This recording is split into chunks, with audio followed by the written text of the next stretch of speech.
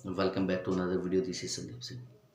Crypto currency को हम हमेशा से क्या है कि जी डिसेंट्रलाइज बोलते आ रहे हैं, लेकिन एफटीएक्स का केस होने के बाद में हमें यहाँ पे समझ में आया कि कहीं ना कहीं क्या है कि जी क्रिप्टो करेंसी जो है वो सेंट्रलाइज भी है दोस्तों।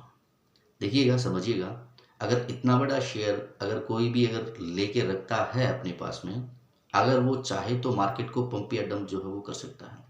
और ऐसा हमने एक बार नहीं बहुत बार देखा है दोस्तों। मार्केट पंप होती है, मार्केट डंप होती है।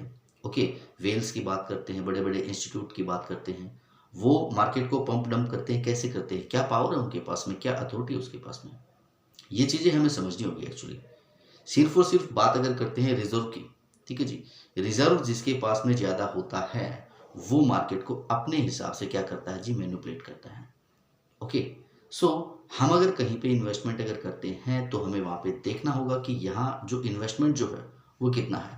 ओके, कभी भी अगर 50% से ज़्यादा इन्वेस्टमेंट किसी एक इंस्टीट्यूट के पास में अगर होता है, किसी एक इंसान के पास में अगर होता है, तो आप वहाँ पे समझिएगा कि वहाँ हमारा जो रिस्क फैक्टर जो है वो बढ़ जाता है दोस्तों।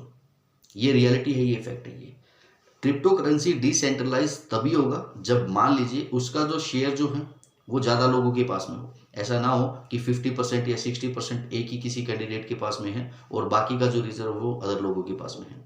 इसकी वजह से क्या है कि वो क्रिप्टो जो है वो खतरे में पड़ सकती है, जैसे कि एफटीएक्स के साथ में ये सब चीज़ें हुई।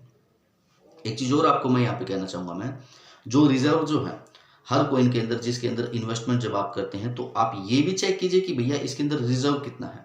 ओके, किसके पास में कितने ये कॉइन है, ये डिटेल अगर आपके पास में अगर होती है तो उससे भी क्या है कि जी आपको आइडिया आता है कि इन फ्यूचर जो है इसके अंदर पंप या डंप जो है हमें देखने को मिल सकता है या नहीं मिल सकता दोस्तों।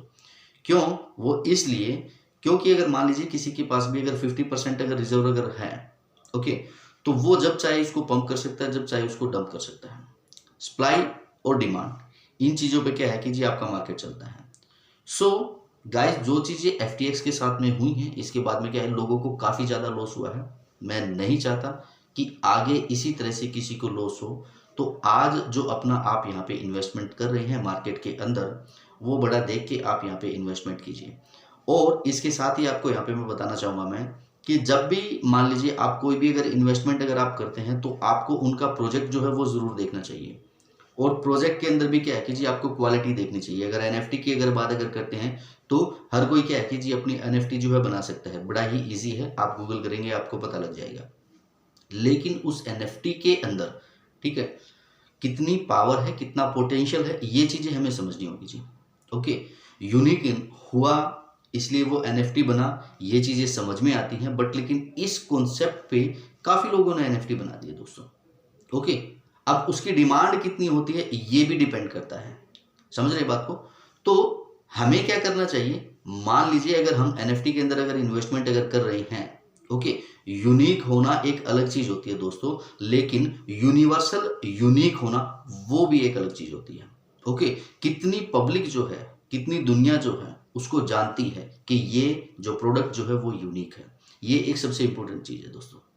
तो हमें क्या करना चाहिए कि जब भी अगर कोई इन्वेस्टमेंट अगर करते हैं तो हमें ये देखना चाहिए कि वो प्रोजेक्ट जो है वो लॉन्ग लास्टिंग है या नहीं है, लंबे समय तक चल सकता है या नहीं चल सकता है।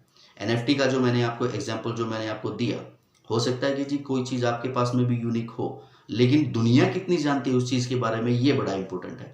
ऐसा नहीं जी भाई साहब कि आपके गली मोहल्ले के अंदर उनको जानते हैं कि जी इनके पास में एक यूनिक प्रोडक्ट है, तो वहाँ पे क्या है, आपके गली मोहल्ले के लोग ही क्या है कि जी उसको बाय या सेल कर सकते हैं, क्योंकि दूसरे लोगों को इसके बारे में नॉलेज है ही नहीं। लेकिन अगर कोई ऐसा अगर प्रोडक्ट अगर होता है जिसके अंदर आप समझिएगा पोटेंशियल है, यानी कि वर्ल्ड वाइड लोग उसको जानते हैं, जैसे कि मोनालिसा की पेंटिंग है, समझिएगा, मोनालिसा की जैसे कि मान लीजिए पेंटिंग है, ओके, अगर उसकी अगर बात अगर करते हैं सब जानते हैं जी उसको, ठीक है, ताजमहल की अगर बात अगर करते हैं सब जानते हैं उसको, लाल किले की अगर बात अगर करते हैं सब जानते हैं उनको, ठीक है। अगर इनके आधार पे, इनके बेस पे अगर एनएफटी अगर बनाया जाए, ठीक है, तो उसका जो प्राइस जो है ना वो बहुत ज़्यादा हो सकता है दोस्तों।